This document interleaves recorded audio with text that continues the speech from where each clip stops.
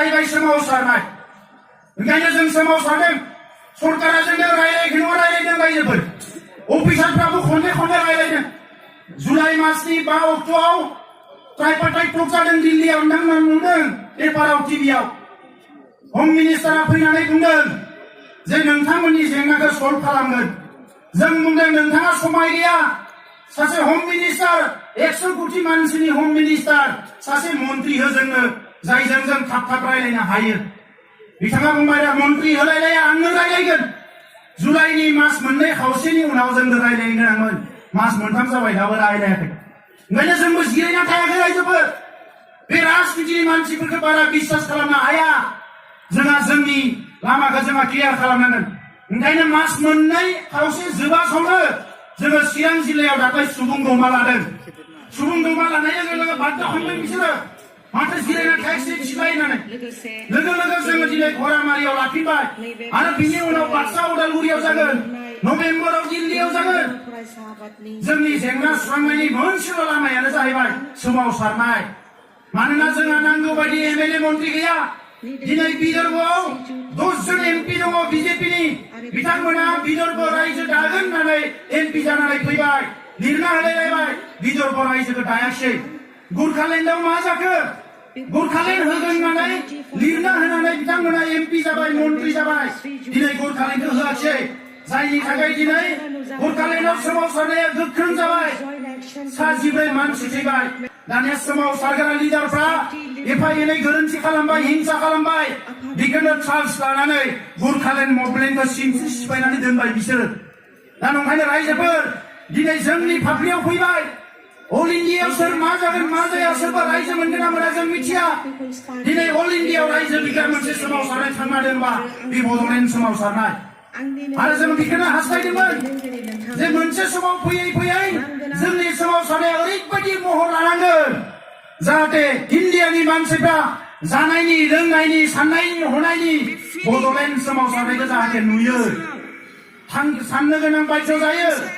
दा सोरबा सोरबा बिथांमोननि गोजाम लिडारफ्रा बिजेपिनि रायलायहरदों जे नोंथांमोनजों रायलायनांसिगोन माबानांसिगोन। जोंबो दनसायगासिनो दङ। जानला मानलासो जानाय नङा एबार। जोंहा एनडिपिनि गाहाय नेहाथारिया दा बुंगोन जोंबो जेखौ साननानै दोनखादों। बेसेबां खारग'नो बिसोरलाय? थांनाय इलेक्सनाव इन्डियानि देरसिन पार्टी बिजेपिया गावसोरनि इलेक्सननि फोसाव बिलाइयाव मेनिफेस्ट'आव लिरनो गोनां जादों जों पावाराव फैयोबा बड'लेण्डखौ जेंनाखौ फोजोबगोन। नैबे 5 बोसोराव बिसोर जेंनाखौ फोजोबाखै। उनाव जुदि जोंनि मदद नांगौबा ओइबार जोङो लिरना होनायजोंल' जानाय नङा। जोंनो भारत सरकारा बिथांमोना जों बिश्वास खालामनो हानाय रोखोमनि खामानि मावग्रोना देखायनांगोन। अब्लासो जों बिसोरनो भट होगोन, नङाबा जों होआ। दा नंखायनो रायजोफोर गिबिया सोमावसारनाय, नैथिया जाबाय राजखान्थि। राजखान्थियावबो जोङो खौसे जानांगोन रायजोफोर। इलेक्सन फैदों, सोरबा बायदिसिना फैनानै बुंफैगोन। जाय जि बुङानो मानो, जाय जि आफाद मावानो मानो, सोमावसारालासिनो बर'फ्रा सिबिं गरसेबो मोनाखै रायजोफोर, बिजि थरसेबो मोनाखै। ओंखायनो सोमावसारनायजोंनो राजनितियाबो थांफानांगोन। जों बयबो खौसे जानांगोन रायजोफोर। दिनै एनडिपि प्रग्रेसिभ एनडिपि मोननैबो खौसे आफाद हिसाबै खौसे जायाखै। नाथाय बिथांमोना ज' ज' गभर्नमेन्टजों सावरायबाय। जोंनि थाखाय मोजां खोथा। जोंहा फिसा मोनसे हान्जा थाबोदों बाहेराव, बेखौ लानानै माखासे सोंलु जादों। ओंखायनो जों बिथांमोनखौबो खावलायदों जे बिथांमोनाबो सावरायनायाव फैनांगौ। दिनै मानसि खावगोन, बहाबा सोरखौबा गावथारनानै होगोन, माबा माबि खालामगोन, बेजोंथ' भारत सरकारा डिसिसनखौ लानाय नङा। नाथाय जोंहा सावरायनाय बायदिसिना जेंनाफ्राव खहा जागोन, बेफोर खोथाखौ बिसोरबो साननांगोन। दिनै माखासेया जेलाव दङ। दाख्लै बावै नोंथांमोना खोनादों फासि होनायनि खोथा ओंखारबावबाय। बेखौ लानानै चिरांनि सुबुं दमायाव जोङो सरकारखौ वार्निं होदों। वार्निं सिदा होदों जोङो बिथांमोनखौ जे दिनै बिथांमोना फासि होनायसिम थांबाय, नाथाय जोंनो न्याय जि होनांगोन, थार बिजिरनाय जि होनांगोन, जास्टिस जि होनांगोन, बे खोथाखौ सानाखै। ओंखायनो जों बुंदों दिनै जोंनि सोरबा संग्रामिखौ जुदि बिथांमोना बे लेभेलाव लाङोबा जोंबो बिथांमोना जे जोंनि 5,000 मानसि बुथारबाय बेखौ जोङो कर्टआव लाबोनांगोन होननानै। आरो बे कर्टआ आसामनि कर्टआ लायाबा मा जानो? सुप्रिम कर्टआव लाबोगोन। सुप्रिम कर्टआव लायाबा मा जानो? इन्टारनेशनेल कर्टआवबाबो लाबोनांगोन। जों बिनि थाखाय रेडि जानांगोन रायजोफोर। जों रावजोंबो गंलायनाय नङा। दा बिदि होनानै आं सोरखौबा सिलाय लानानै गावलाबायनो हिंसा खालामनो थिनाखै रायजोफोर हिंसानि फिथाइया हिंसायानो जायो जों हिंसाखौ नागारनांगोन आन्दलनाबो जिउ थायो रायजोफोर दिनै जोंनि आन्दलना बयजोंबो लासै लासै अनसायजाबोनो हमदों सारा इन्डियायावनो मोनसे पपुलार आन्दलन जानो नागिरदों अफिसारफ्राबो दिनै बाख्नायनो गोनां जादों जोंनो माने पारमिसन नङाबाबो आन्दलन खालामनो होग्रा मोनसे थासारि फैबाय दा बेखौनो जोङो खाबु लानांगोन गोबां जायगायाव दा नंखायनो रायजोफोर बे आन्दलनखौ डिसिप्लिन सोरबाया जंखायनो हानाय बायदिसिना बुंनो हानाय बर'लाइन मोनागौमानि मालाया जोंखौ गाज्रि आखल दिन्थिदों जोंहा रावखौबो दिन्थिनाङा खाथि खालायाव थानाय मानसिफोरजों मोजां सोमोन्दो दा रायजोफोर मोजां सोमोन्दो लाखि राजखान्थियाव जोङो खौसे जानांगोन आरो बिनि उनाव लास्टआव थामथि जोंहा खोथाया जाहैबाय दिनै जोंनि गेजेराव दिनै गुबुन गुबुन हानजायाव बास्लायनाय मानाय गोबां मानसिफोर ओंखारदों ओंखाम गैया माइरं गैया बायदिसिना साख्रि बाख्रि गैया होननानै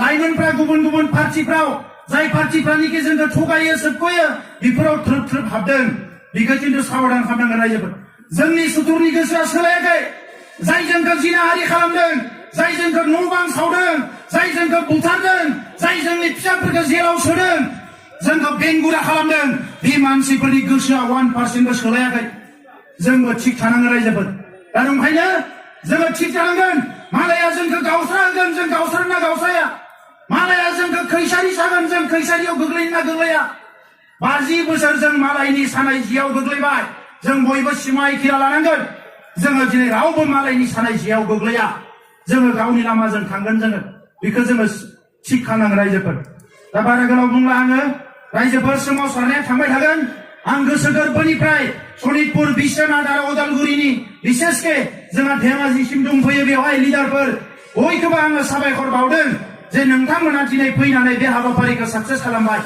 दा सनितपुर हिसाबै फैगौ जानुवारियाव पन्चायत इलेक्सन जागोन होननानै बुंदों गेजेराव जों खननै खनथामसो सरकारनि मानसिया रायलायबावगोन जोङो बिथांमोनखौ नारसिनगोन जुदि बे नारसिननायाव जायाबायदि मोनोबा आरो जोङो बेवहाय गिलु बालु सोमावसारनांगोन कारना जाहैबाय गोदो खोनादों जोङो बिएससि जानाय बिटिसि जानाय समाव बे हाग्राबारियाव मानसि गैया होननानै सोनो होआखै बिसोर दाबो बेखौनो माथा मारिगासिनो दङ ओंखायनो जोंनिया जों लिडारफोरजों बयजोंबो रायलायबाय थादों ओइबार माबा मोनसे सुक्ति जायोबा बयनिख्रुइ गोनांसिन एजेन्डायानो जाबाय सानजानि सिमाखौ नारनांगोन जोंनि आबै आबौनि हा बियो सानजानि सिमाखौ नारनांगोन ओंखायनो आन्दलना हरै जा सानजाहा आन्दलना जोंहा खनले जानांगोन रायजोफोर गोख्रोंनिफ्राय गोख्रों आन्दलन जानांगोन सुथुरखौ जोङो फेजेननांगोन बोलोजों नङा सोलोजों नङा मेलेमजों नङा गोसोजों जेरै हाया जेरै जोङो सुथुरखौ दुरबल खालामनांगोन आरो बिनि थाखाय जोङो सोमावसारनो नांगोन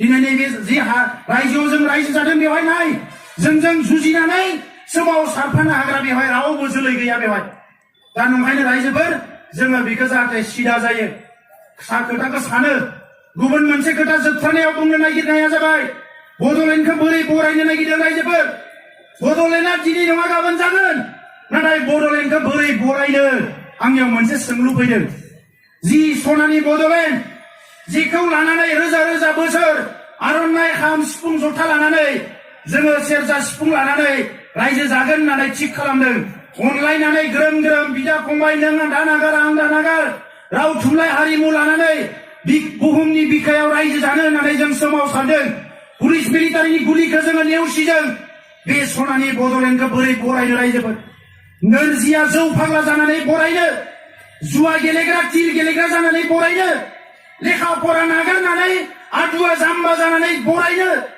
नोरजिया मोनसे गाद्रा गुद्रा हारि जानानै बरायनो ना बोरै बरायनो जों बड'लेण्डखौ जुदि बेबायदि जायोबा गाबोन बड'लेण्डखौ मोनखांनायनि उनावबो जेरै दायो बिटिसिआव बिनि ठिकादारफ्रा सोरबा मारवारि माबा माबिया जाजोब्बाय जोंनि बड'लेण्डआव मालायासो जोंनि सायाव आरोबाव मै होनानै जागोन दा नंखायनो रायजोफोर नैबेनो राइट टाइम रेगुलेसना मानि थाखाय जायो बिग्रायखांनाया सोलायनायनि थाखाय जायो आरो दा जों सोलायनो नाजानांगोन गोदोनिफ्राय नाजाबोबाय हायाखै ओंखायनो आं रायजोफोरखौ खावलायदों जेब्लायसिम बर' रायजोआ डिसिसन लाया जों जौगारबाय जोङो बायदिसिना खोमसि फोथायनायखौ दिनैनिफ्राय बावगारबाय जौ जुवाफोरखौ जोंनि गामियाव जानो होला जों सोद्रोम समाज जागोन ख्रिस्टान जा ब्रह्म जा बाथौ जा थानसालिखौ चार्चखौ मन्दिरखौ जों मोजाङै सिबिगोन अनलायनानै रायजो जागोन होननानै थांखि लाया अब्लासिम जोङो हारिया जौगानो हानाय नङा। गोदो गोदाय जोंनियाव गैयामोन। आइजोफ्रा ना लायो, ना गुरो, माइ गायो, जि दायो, ग्रोम ग्रोम संसार जायोमोन। दायो लामा लामा नुनानै बिखाया गावो। आइजोफ्रा दखान होनो नांबाय। दखान होनाया, दखना फाननाया जेबो नङा। अन्थाइ बुग्राफ्राबो आइजोसो। जौ फाननायाथ' जौ फाननाय। अन्थाइ लामा बानायनो अन्थाइ बुख्रेबग्रायाबो आइजोफोरसो जाबाय। नुनानै दुखु मोनो। हौवाफ्रा जौ लोंनानै गोग्लैनानै थायो। सेंग्राफ्रा सान्दुं गोसायाव केराम गेलेनानै थायो। आरो आइजोफ्रा सान्दुं थिं सिङाव अन्थाइ बुख्रेबो गावनि न'खर संसारखौ सोलिनो थाखाय। बेजों बर' बड'लेण्डखौ बरायोबा जानाय नङा रायजोफोर।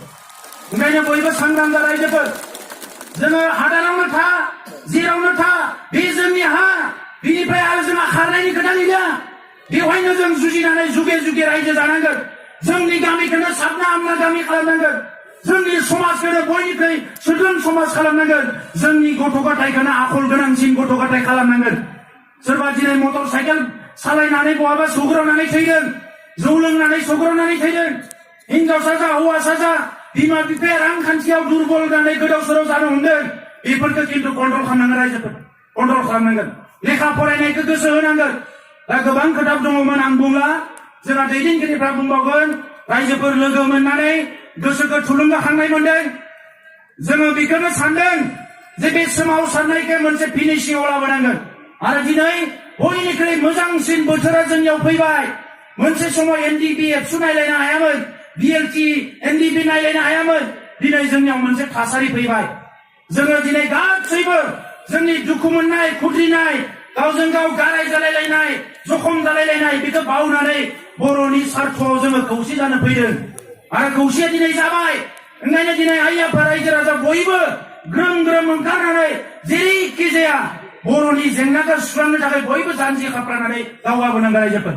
ओंखायनो उननि सोमावसारनायफ्राव बयबो बाहागो लानांगोन। खौरां बिलाइयाव ओंखारदों ओंखार। सेंग्राफोरखौ आं जेरावबो खावलायबोदों।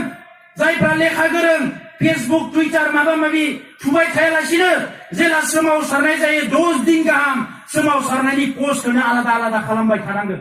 बयबो हिन्दी रोंगो, इंलिस रोंगो। नरेन्द्र मदिया फुङाव नायोबा बिनि टुइटाराव जाहाथे फार्स्ट बड'लेण्डखौनो नुयो। राजनाथ सिंह बिनि मबाइलखौ खेवनाय लोगो लोगोनो वाट्सएप टुइटाराव जाहाथे बियो बड'लेण्डखौनो नुयो। बेबायदि खामानिखौ जों मावनांगोन। मोनसेजों नङाबा मोनसेजों, ओरै नङाबा ओरै लामाया खुनु बन्द जायाखै रायजोफोर। आरो गुबुनखौ जेबो गिनांगौ गैया। जों जोंनि मोन्थायखौ बिनायाव, जोंनि हायाव, जोंनि आबै आबौनि हायाव, जोंनि रायजोआव, जोंनि हादोराव, जोंनि बुहुमाव, जोंनि मुलुगाव जोंनि अधिकार बिनायाव लाजिनांगौ, गिनांगौ, फासयनांगौ जेबो गैया बेवहाय। बे आंनिसो खोथा। आंनि खोथा बियो। आं रावनिबो गिनाय सानाखै, रावखौबो हिंसा खालामाखै।